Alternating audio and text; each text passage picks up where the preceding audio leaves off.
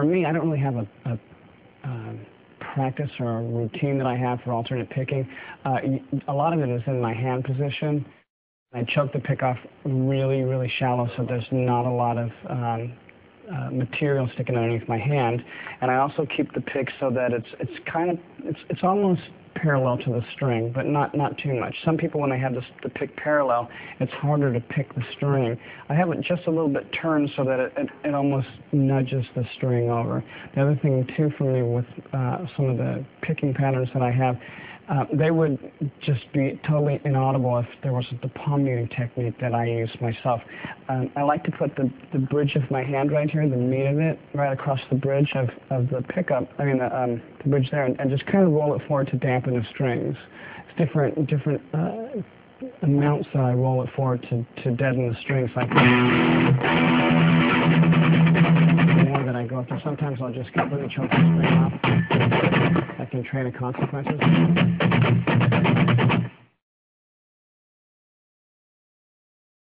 I can't start a pattern if there's 4 notes in there, and I'm doing 3 notes, and I want to down pick on the alternate where I'm going.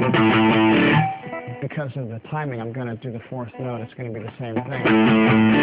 It's going to be an up pick on the 4th note. If I want to down pick and I go down, up, down, down, the timing is going to be a little bit suspect when I go from string to string. Sometimes I'll start with an up pick and then go down. So I try and keep it as flowing as possible in between notes.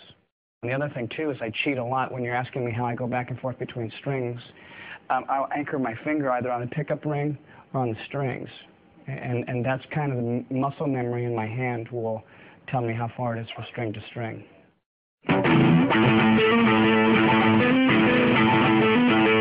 Something like that. The injury that I had was called Saturday night palsy, and the muscle that comes across the top of your hand here, I had a nerve injury that it was pinched inside of my bicep here on the radial ulnar nerve, and this muscle here stopped communicating with the nerve. So when my hand was in this position, so the palm was facing up, I could pull the muscle up this way, I could close my hand and everything like this. If my hand was in this position where the palm was facing down, I couldn't do nothing. It just hung like that.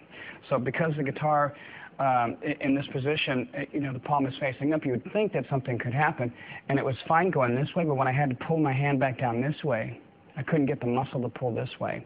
So some of the things that I did when I was trying to rehabilitate my arm, and this would be, I mean, for any guitar player who's injured their arm and they think it's the end of the world, it's not. Sometimes you just have to, learn how to play again.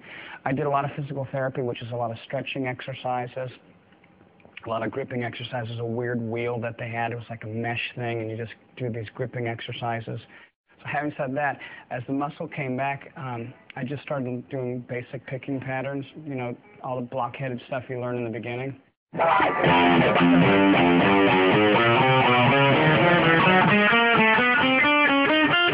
couldn't do any of that because, and I would stop as soon as I made a mistake. Start again, over and over again. Some of the things that my teacher had shown me, the guy's name is Rick Flouting, and he's done some orchestration work with the London Philharmonic Orchestra. He's a jazz player and a classical player. He may not be super renowned or anything like that, but for me, he was really good and had the right attitude. If I'm going to go and put myself in the hands of a teacher, I don't want to be with some guy that's going to show me something wrong in the first place. The thing for speeding up for me was pulling my fingers in this way and also not holding on here. And another thing, too, for fingering is, I was going across the frets like this, and he had said that if I turn my hand this way, it'll be better for me. Because my guitar hangs really low, it's kind of hard to change that, but I try and do it as much as I can to discipline myself. When I was in Metallica, I had brought this riff to them that I had invented, and nobody had ever seen this before. It was called Splash.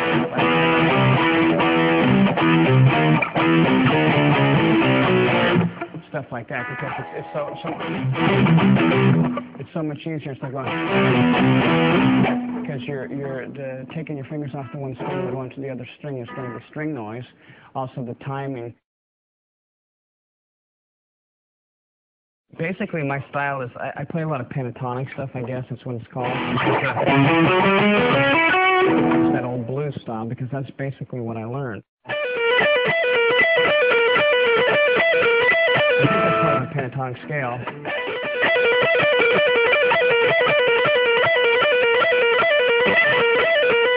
And then that's basically all those scales. If I did it really slow at the end.